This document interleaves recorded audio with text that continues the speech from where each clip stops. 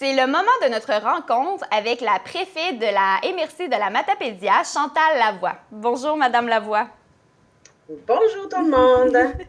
On demande la bienveillance et la collaboration des gens puisque présentement l'écosite de la Matapédia est très occupé à cause du grand ménage printanier. Ben oui, puis on sait que normalement, on a 3 écosites sur le territoire de la Matapédia, mais la fameuse COVID, la pandémie nous amène à faire des ajustements dans tout plein de choses, dont les écosites. Donc, le seul site ouvert actuellement, c'est celui d'Amqui. On demande la bienveillance des gens, c'est évidemment de bien comprendre la situation. Il y a vraiment des obstacles majeurs là, qui font que c'est difficile d'ouvrir les 2 autres sites. C'est pas par mauvaise volonté. La distanciation et tout ça, là, il y a vraiment au niveau de la mécanique, de la main-d'œuvre et tout ça, il y a vraiment des obstacles qui font qu'on ne peut pas ouvrir pour l'instant. Donc, le site d'Amqui est ouvert du mardi au samedi de 9h à 17h. Et considérant la situation aussi, les feuilles mortes et les rognures de gazon, là, ils ne sont pas acceptés. Ça, c'est temporaire, mais il faut prendre le temps de le savoir pour pas que les gens aillent le porter là. Évidemment, il y a des consignes sur le site à bien respecter, des mesures sanitaires sur les lieux. C'est bien affiché, c'est bien indiqué. Il y a les employés vont guider les gens aussi. Et pour pas que l'attente soit trop longue, l'attente quand on attend pour aller porter nos choses, pour pas que la file soit trop longue, puis accélérer tout ça, il y a une façon de bien démêler. Il faut démêler les objets qu'on va porter, le plastique avec le plastique, le bois avec le bois, le métal et tout ça. Et je pense qu'avec le site Internet, si les gens qui ont accès au site Internet écosite de la matapédia.ca, c'est un endroit là où il y a beaucoup plus d'informations aussi. Mais je pense que c'est important de bien se préparer et surtout, essayer d'éviter d'aller porter nos objets qu'on n'a plus besoin dans des sites autres que l'écosite. On comprend que des fois, ça peut être un peu, je dirais, brimant là, d'attendre. Mais il faut être un peu collaborateur. Tout le monde, quand on dit qu'on a besoin de la collaboration, c'est aussi ça. Les gens de l'éco-centre font leur possible là, pour bien entourer puis bien conseiller les gens, tout ça. Mais évidemment, il y a des petites choses là, qu'on doit aménager dans le cadre de la COVID. C'est comme partout ailleurs, il faut bien le faire aussi. Donc, c'est un petit message là, au niveau de l'écosite. On a plusieurs personnes qui posent des questions par rapport aux 2 autres, à Sébec et à Causabscal, entre autres.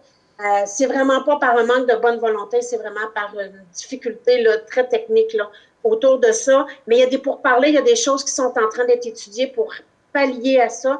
Mais pour l'instant, on demande aux gens d'être des bons collaborateurs. Sébec et Causabscal. Sébec, excusez mon micro. Sébec et Causabscal, c'est fermé présentement. Ça a un lien avec la pandémie. Oui, exactement. Parce que normalement, ces sites-là sont ouverts là, actuellement. Ils seraient ouverts, mais dans des horaires habituels. OK. Les nouvelles règles de déconfinement qui commencent dès ce soir.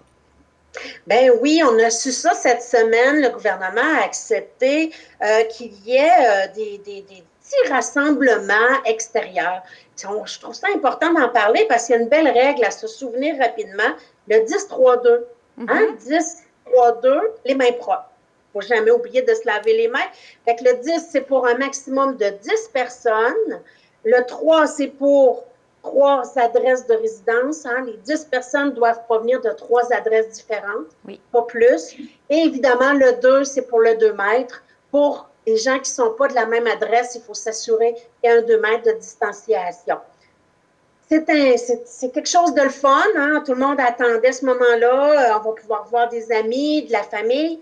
Mais il faut le faire dans les règles de l'art. C'est important de respecter la règle du 10-3-2 parce que justement, s'il y a on le sait, depuis le tout début, à chaque fois qu'il y a un petit peu de déconfinement qui se fait, le gouvernement le dit, c'est fragile et si ça ne fonctionne pas, on va retourner en arrière. Donc, si on veut s'assurer que ça aille bien, on peut continuer de voir des amis, de la famille. Il faut le faire comme il faut. Évidemment, on le sait, le fait d'avoir des petits rassemblements, il y a déjà des gens qui pensent de se faire un petit barbecue ou bien de se faire un petit feu avec des amis. Ça me permet de vous parler de ne pas oublier qu'il y a une interdiction de feu à ciel ouvert.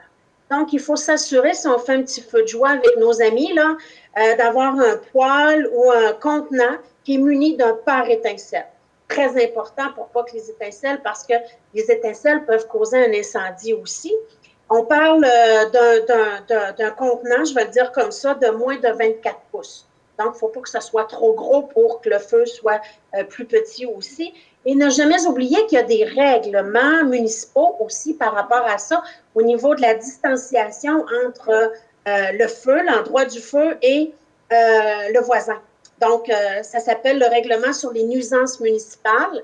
Donc, s'assurer quand on fait un site ou quand on fait un feu comme ça, que notre municipalité, parce que ça peut varier d'une municipalité à l'autre, donc il faut valider pour notre municipalité, qu'on respecte bien ces distances-là avec son voisinage pour s'assurer justement d'être conforme à ces réglementations-là.